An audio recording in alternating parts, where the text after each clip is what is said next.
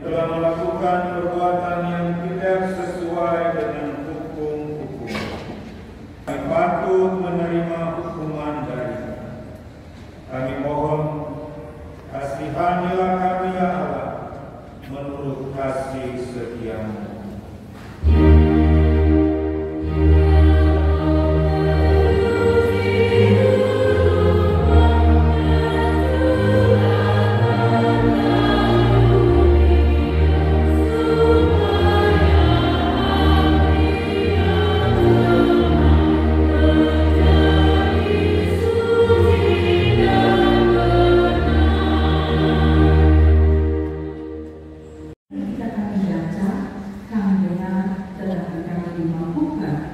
Untuk hidup sebagai pelaku dari kebenaran firman ini. Terbungkus kami semua dengan doa-Mu di dalam nama Tuhan kami Yesus Kristus. Baik Bapak Ibu, para pemuda, anak-anak, jemaat yang duduk di bagian bawah maupun yang ada di tribun, di lantai 2, lantai 3, Tuhan terbungkus kami sekalian. Ini hamba-Mu ya Tuhan.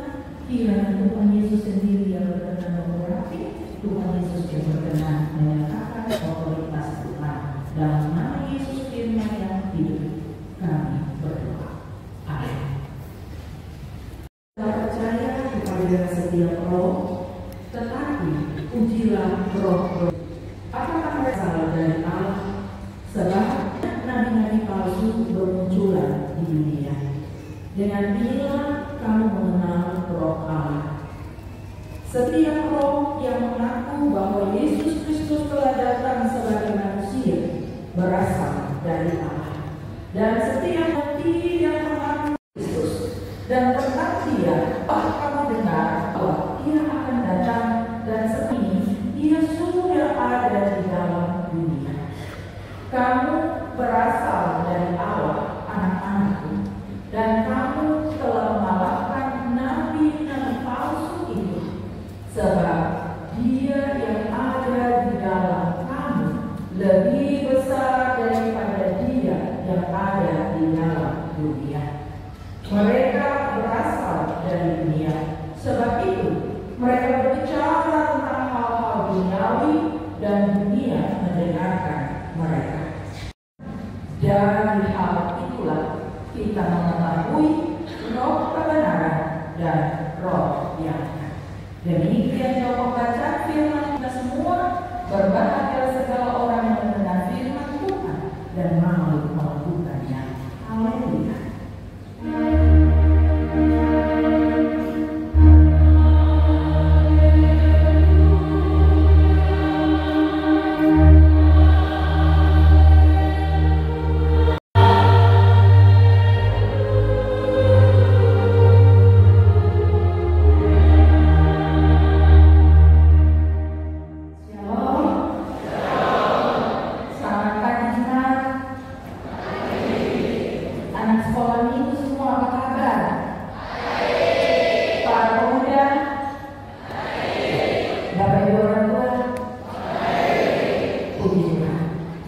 Kita dapat merayakan peristiwa pencurahan Roh Kudus.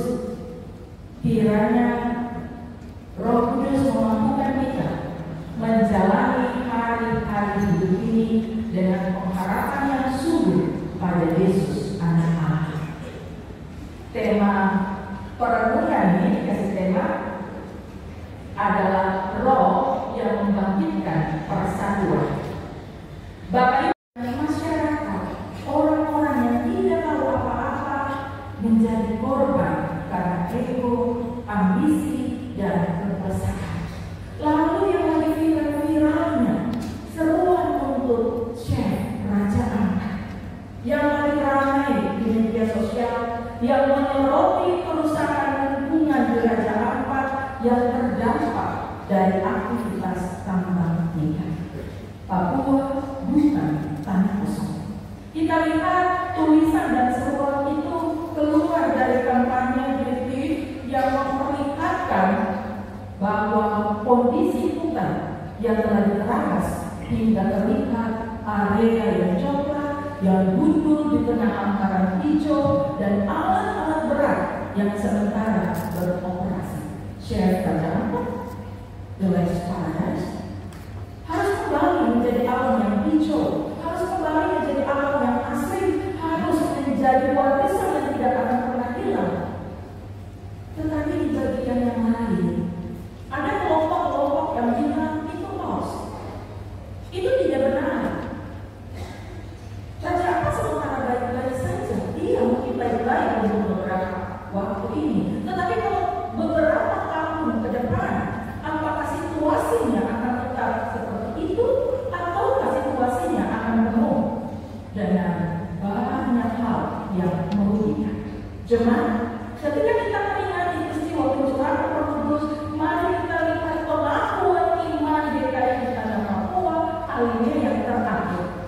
Aku dan memelihara tanah Papua sebagai alam ciptaan Allah bagi kesejahteraan, keadilan, dan kebahagiaan umat manusia. Sungguh ironis, kita tiap saat berbicara dan mengingatkan pengakuan ini, dan kita sementara diperhadapkan dengan kenyataan bahwa alam kita sementara rusak dan dihancurkan demi kepentingan sesaat dan golongan oligarki serata. Lalu bagaimana? Kita semua sebagai gereja, apakah kita akan berdiam diri saja dan membiarkan KPKC di Klasis, KPKC di Sinode berjuang dalam diam mereka? Bapak Ibu, para pemuda-pemudi, remaja yang paham kekuatan media sosial, mari gunakan jari-jari dengan bijak dan santun, minta hikmat dan pertolongan Roh Kudus supaya ini bukan sekedar viral, tetapi kita bisa berjuang untuk hak anak cucu kita dengan kekuatan Tuhan. Amin.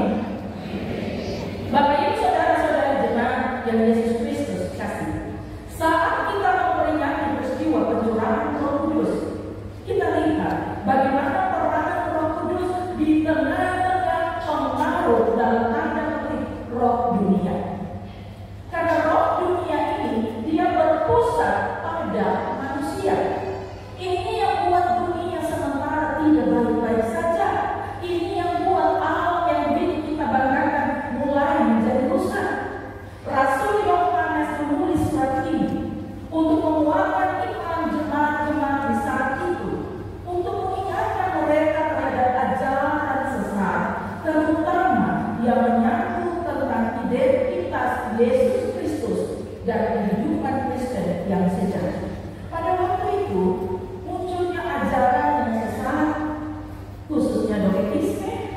Itu ajaran yang mengajarkan bahwa Yesus Kristus itu tidak sungguh-sungguh manusia, melainkan hanya tampak seperti manusia. Ajaran ini mau menolak inkarnasi Yesus. Menurut mereka, Allah tidak mungkin datang dari manusia, Allah tidak mungkin menderita, dan Allah tidak mungkin mati. Karena ada ajaran yang menyesatkan ini, maka di dalam jemaat terjadi perpecahan.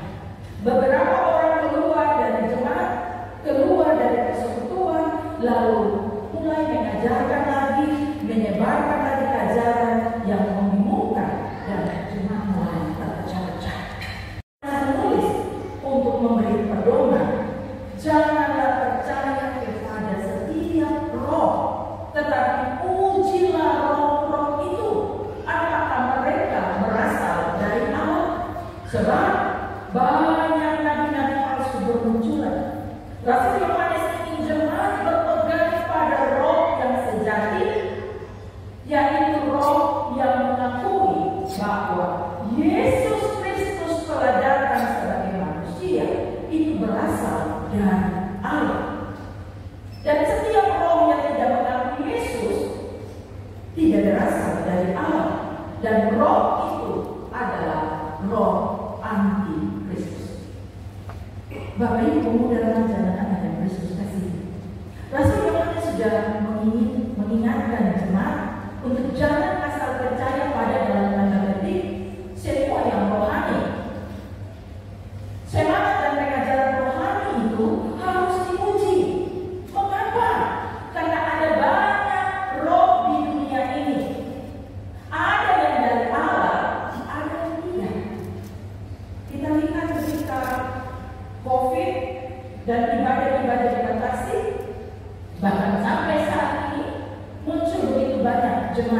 online. Muncul begitu banyak pengkhotbah online, apologet dan influencer Kristen, influencer rohani. Banyak ajaran dan pelayanan mereka, bahkan pengilhaman rohani yang beredar. Hati-hati, tidak semua membawa umat kepada Kristus atau kepada kasih-Nya. Ada yang justru membawa kepada perpecahan, penyesalan, dan tanpa disadari kesombongan rohani. Saya kasih contoh sederhana. Ketika majelis melihat jumlah jiwa ini semakin menurun dalam ibadah, mereka lakukan kunjungan rumah. Lalu datang di satu keluarga yang jarang ke ibadah. Jawabannya sederhana. Masa sudah ibadah dari YouTube? Tapi dia tidak mengikuti ibadah dari GKI-nya, mengikuti dari yang tidak asas yang lain. Lalu dengan bangga katakan, khotbah mereka sangat menarik, khotbah mereka menantang, tidak sama dengan saya dan diterjemah. Apakah ini Roh Kudus memimpin? Sebab kalau Roh Kudus pimpin, dia tidak akan menjatuhkan dan melakukan yang lain. Dia tidak akan menyombongkan yang lain. Ini contoh sederhana. Di hari Pentakosta ini, mari kita lihat ketika murid-murid dapat berbicara dalam berbagai bahasa, itu bukan mengecek-ngecek jemaat dan orang percaya yang berkumpul saat itu. Roh Kudus memampukan mereka dengan luar biasa di bawah urapan Allah. Dan kalau kita baca di pasal 2 ayat 51, jemaat banyak berdiri dan jumlah mereka bertambah kira-kira 3.000 jiwa. Yang Kristus kasihi, itu berarti peristiwa pencurahan Roh Kudus memampukan orang percaya untuk dapat melanjutkan misi pekabaran Injil, melanjutkan kehendak Tuhan Yesus dengan kuasa-Nya dalam kerendahan hati. Ada beberapa hal sederhana yang dapat kita pelajari dari teks kita saat ini. Yang pertama, dari ayat 1 sampai 3, yaitu ada roh yang berasal dari Allah dan ada roh yang tidak berasal dari Allah. Dan untuk membedakannya, itu tadi jelas Yohanes dia sudah katakan bahwa setiap roh yang mengaku Yesus Kristus telah datang sebagai manusia berasal dari Allah. Bapak Ibu saudara-saudara dan anak-anak, ini bukan hanya tentang pengakuan di mulut, tetapi tentang pengajaran yang benar dan hidup sesuai dengan kebenaran Kristus. Jika suatu ajaran atau pelayanan membuat kita menjauh dari salib Kristus atau menjadikan kita lebih mementingkan diri sendiri, kelompok sendiri, kita perlu bertanya, roh apakah yang sedang bekerja di sana? Karena kalau ada Roh Kudus dalam diri seseorang, orang itu akan taat pada kehendak Allah. Tidak tahu bersama. Firman ingatkan kita bahwa banyak nabi-nabi palsu bermunculan. Muncul banyak penyesalan. Maka kita perlu menguji setiap roh tersebut. Mungkin pagi ini teman-teman lain di lingkungan majelis warga jemaat, kita bilang tidak ada aliran lain yang masuk di tempat jemaat, tidak ada aliran lain yang masuk di layar kita, tidak ada aliran lain yang masuk di musuh kita, tidak ada pengajaran lain selain Bapak Ibu Pendeta dan majelis GKI saja. Benar. Tapi apakah Roh Kudus sungguh-sungguh ada dalam persekutuan setiap kita? Jika ada Roh Kudus, maka tidak akan ada roh ini. Jika ada Roh Kudus, maka tidak akan ada roh mabuk. Jika ada Roh Kudus, tidak ada roh dusta. Jika ada Roh Kudus, tidak ada roh pemecah belah. Karena Roh Kudus yang turun di hari Pentakosta adalah roh yang membawa umat kepada kebenaran dan kasih, bukan kepada kekacauan dan perpecahan. Jemaat ingat ini baik. Jadi yang suka adu domba pendeta dengan pendeta stop, yang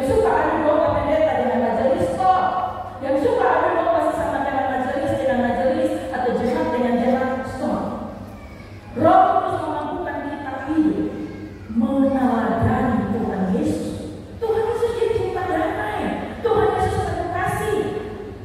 Karena ciri-ciri seseorang yang ada di dalam Roh Allah, yang pertama, dia mengakui Yesus sebagai Tuhan dan Juru Selamat yang datang dalam rupa manusia. Bagi yang ingin mendekatkan saudara dan saya, jangan malu akui Yesus di mana saja kita ada. Mulut saja, tetapi akui Yesus itu nyata dalam perilaku kita, bukan identitas dan KTP kita yang Kristen, tetapi cara pikir kita, sikap kita, perilaku kita menunjukkan kekristenan itu. Jangan jual Tuhan Yesus karena diiming-iming sesuatu. Jangan jual Tuhan Yesus karena jabatan, karena harta, karena cinta. Bapak Ibu, anak-anak Yesus Kristus kasihi, kalau orang jual Tuhan Yesus untuk apapun, itu berarti roh Antikristus ada dalam dirinya. Ciri yang kedua, menghidupi kasih. Bapak Ibu, para pemuda, remaja, dan anak bisa bandingkan dalam 1 Yohanes pasal 4 ayat 7 dan 8. Kita harus saling mengasihi, sebab kasih itu berasal dari Allah. Jadi yang hidup tidak dalam kasih, hidup yang mau bakal terus, mau hidup dendam, mau simpan dendam bertahun-tahun dan sulit mengampuni, sulit memaafkan, sulit berbagi, serakah, pelit. Lihat dengan diri. Mari tiap saat kita percaya Roh Kudus ada dalam kita. Tapi apakah kita mau dipimpin oleh Roh Kudus yang kalau marah istri mati istri, marah suami mati suami, mati anak, mati orang tua, padahal setia melayani di gereja. Tuhan Yesus punya cara hidup. Bapak Ibu, pemuda, remaja, anak-anak, tidak seperti itu. Banyak orang yang mengaku percaya Tuhan Yesus, tapi hidupnya begitu. Ini dipimpin oleh Roh Allah atau apa? Ciri yang ketiga, berpegang teguh pada kebenaran firman Tuhan dan tidak mengikuti ajaran yang sesat. Jadi tidak mudah terpengaruh dengan pengajaran-pengajaran di luar sana yang tidak mengakui Yesus itu. Anak-anak dengan ini baik ya. Kalau diri anak-anak dipimpin oleh Roh Kudus, tidak menolak Bapa dan Mama. Kalau Mama panggil satu kali langsung dengar, bukan Mama suara 3 dulu baru lepas handphone. Mama lebih berharga dari HP. Betul anak-anak? Anak-anak sendiri bilang ya, Tuhan Yesus dengar. Ciri-ciri roh yang tidak mengakui Yesus, firman itu bebas dibilang, tidak berasal dari Allah. Mari orang tua kita semua kaji kita punya kehidupan tiap hari. Apakah hidup kita mencerminkan ciri-ciri yang dipimpin oleh roh atau tidak? Siapa yang menolak bahwa Yesus adalah Mesias dan Allah yang menjelma jadi manusia? Itu dia menolak roh di dalam dirinya dan membelokkan ajaran Yesus. Hal yang kedua yang dapat kita pelajari dari ayat 4 sampai 6 adalah tentang roh dunia dan roh kebenaran. Bapak Ibu, saudara-saudari yang Yesus Kristus kasihi, Allah itu roh. Maka kita yang percaya kepadanya, sadar atau tidak, di dalam diri kita ada roh Allah. Ayat 4 tadi, kamu berasal dari Allah, anak-anakku, dan kamu telah mengalahkan nabi-nabi palsu, sebab roh yang ada di dalam kamu lebih besar dari roh yang ada di dalam dunia. Amin. Ingat, roh di dalam kita yang berasal dari Allah lebih besar dari roh-roh yang ada dari dunia. Bagian ini harusnya menyadarkan kita, bagian ini harusnya menguatkan kita. Seberat apapun pergumulan hidup kita, karena pekerjaan, karena rumah tangga, karena kerendahan, jangan pernah berkecil hati, jangan pernah putus asa, karena roh di dalam kita lebih besar dari masalah-masalah kita dalam diri kita. Tetapi roh Allah yang kita miliki juga jauh lebih besar dari roh dunia. Mungkin sekarang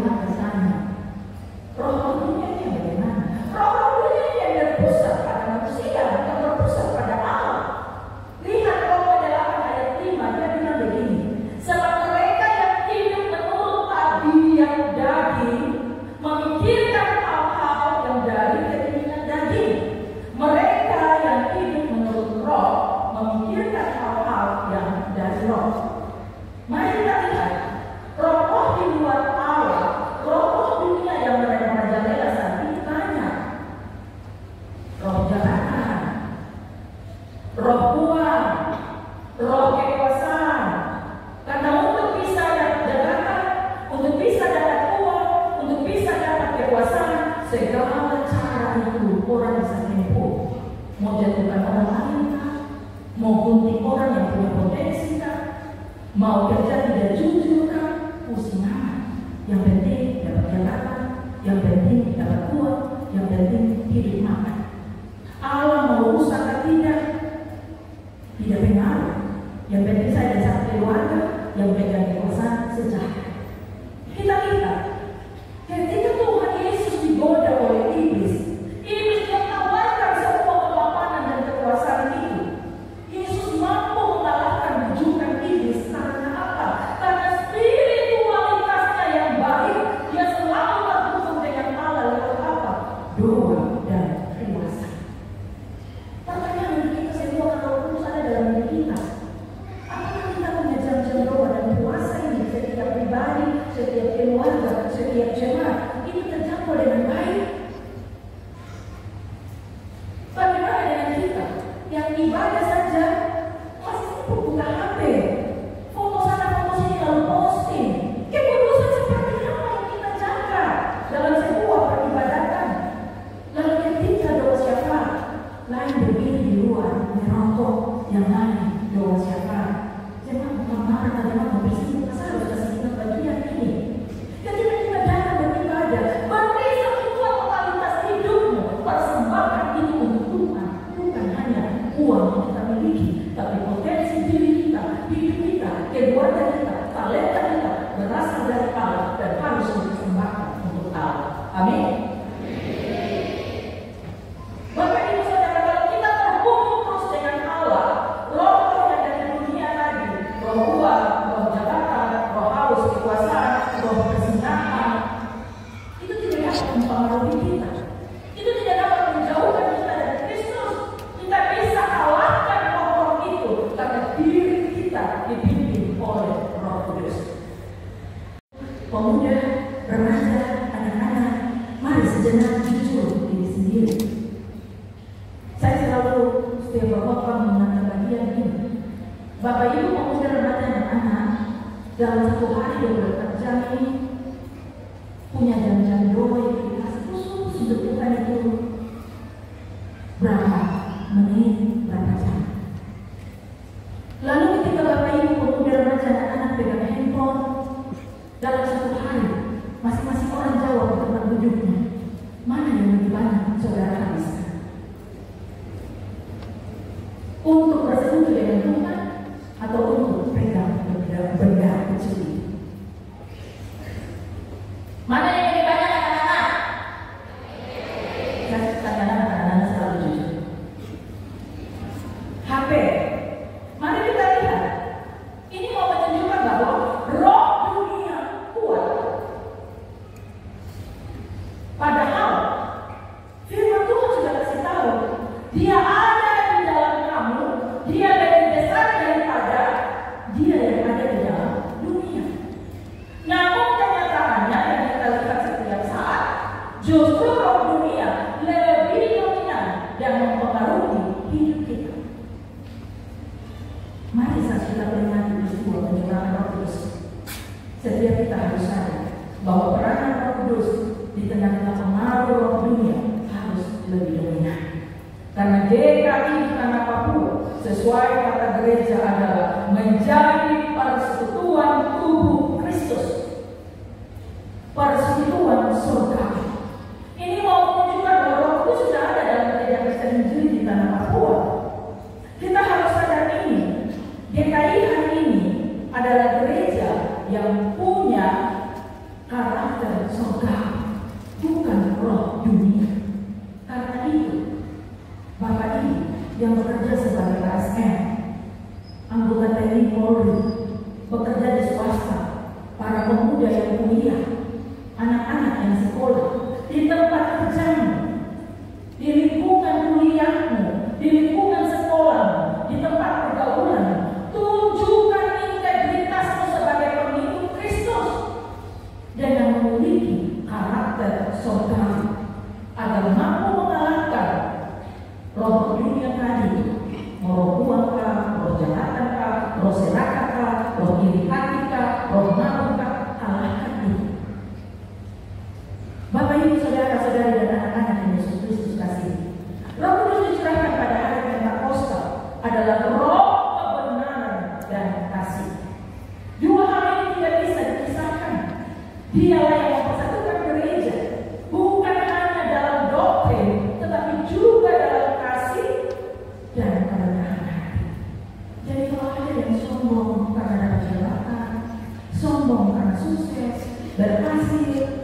bersuci hati, lupa orang tua, lupa orang-orang susah, sulit berbagi.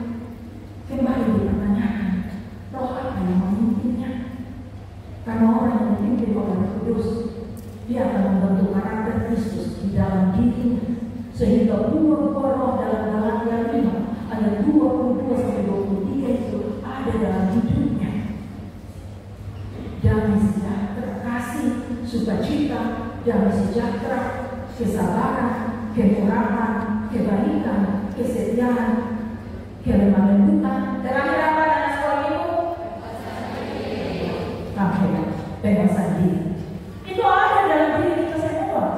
Membuat kita dalam persekutuan keluarga, suami, istri, anak, dan orang tua, dalam persekutuan jemaat, dalam persekutuan masyarakat tidak hancur, tidak kacau, tapi persekutuan itu semakin kuat. Roh Kudus memberi kita kekuatan untuk bisa saling mengasihi, bisa saling mengampuni di tengah-tengah perbedaan dan konflik, di tengah-tengah situasi politik tadi.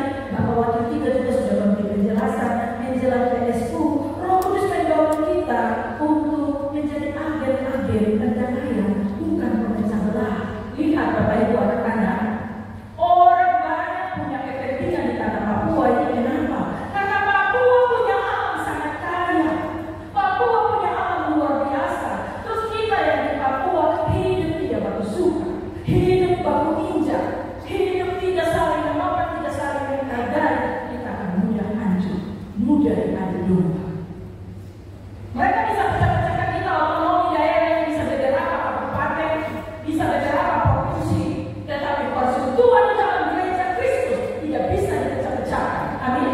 Karena kita berasal dari tubuh yang sama dan kepalanya adalah Yesus Kristus. Jadi kalau dalam persekutuan PB, persekutuan PKB, pemuda, anak-anak, sesama anggota persekutuan tidak bersuka, itu bagaimana? Bagaimana kita akan jaga kita di tanah ini? Kalau dalam pengajaran Kristen kita tidak menunjukkan identitas kita yang sebenarnya. Tahun ini kasih Kristus menggerakkan kemandirian gereja, mewujudkan keadilan, perdamaian, dan kesejahteraan. Lalu subtema saya tidak tahu Bapak Ibu jemaat yang menyebut ini, tetapi saya membaca subtema atau mungkin yang bisa tampilkan supaya jemaat lihat. Kuasa Roh Kudus membangun kesehatan jemaat-jemaat lingkungan dedikasi orang Mumbai. Semoga ini bukan sekedar pelengkap dalam sebuah tata ibadah resmi atau pada tema dan subtema. Karena pasti ada jemaat yang begini. Mau sehat dalam mereka jemaat saja tidak mudah. Apalagi sebelum jemaat ini bisa membangun kesehatan, itu tidak gampang. Orang bisa sehat dimulai dari hatinya yang dipimpin oleh Roh Kudus. Hatinya harus sehat dulu. Kalau hati penuh curiga, hati penuh iri dan dengki, hati penuh kemarahan, hati ini hidup tidak jujur, penuh dengan tipu muslihat, penuh dengan pemberontakan, bagaimana bisa sehat? Kalau hati yang sehat, entah itu ketua majelis, entah itu PHIJ, entah itu majelis-majelis senior, mau bisa terima masukan dari orang lain. Orang yang tidak pernah bisa menerima masukan dari orang lain, hatinya tidak sehat. Karena di dalam persekutuan itu kita bukan manusia sempurna dan kita bukan orang yang punya power sendiri. Kita harus bergabung, kita harus bekerja bersama-sama. Minta Roh Kudus pimpin hati setiap kita. Kalau hati kita belum bersih, minta pengampunan untuk Tuhan memulihkan kita dan undang Roh Kudus memampukan kita semua. Karena kita semua ini berasal dari Allah. Jadi kalahkan penyesat-penyesat di dalam diri kita sendiri, sehingga dalam jemaat kita, dalam persekutuan kita, kehadiran kita menjadi agen-agen perubahan, menjadi pembawa damai, bukan penyebar fitnah, bukan penyebar gosip, bukan pemecah belah. Bapak Ibu anak-anak, kiranya kebenaran firman ini menguatkan kita supaya kita tidak sekedar duduk di gedung yang megah ini, berdoa untuk kita di atas tanah ini, tapi kita semua dibahas, kita semua diubah, mengakhiri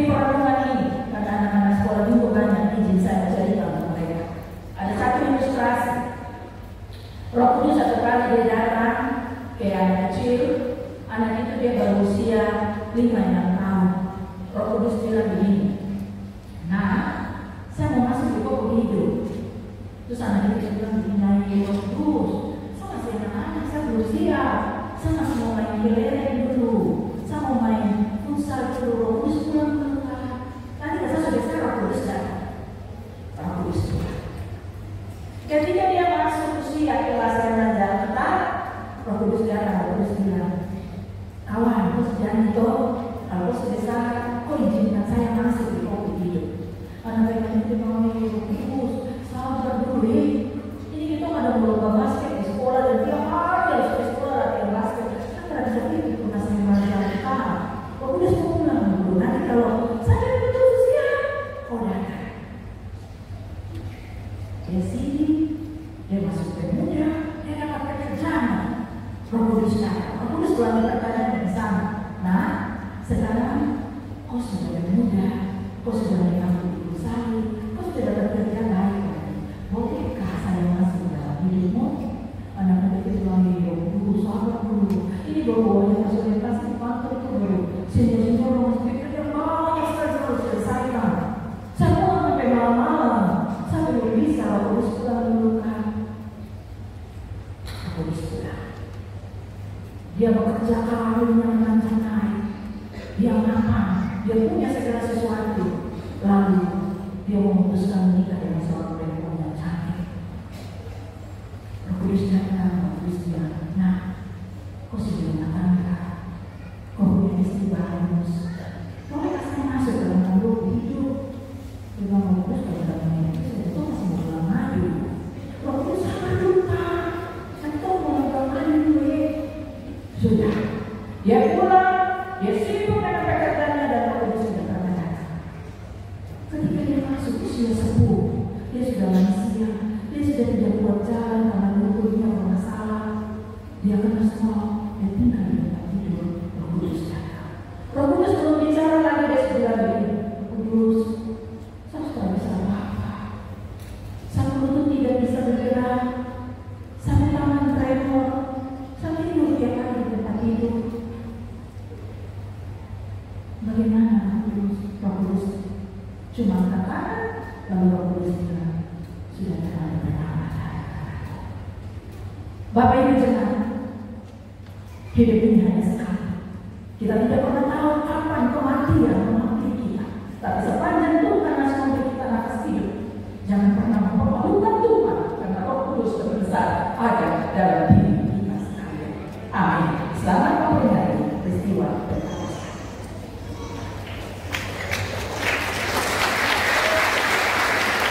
Demikian tadi pembacaan firman Tuhan dari Saya ingin menerima tepuk tangan tapi silakan kawan itu dalam kali terlalu banyak tangan. Tapi selamat Pentakosta. Ya, atas nama kita sekalian saya mau persilahkan pujian dari Persekutuan Anak Muda GKI Lingkungan B.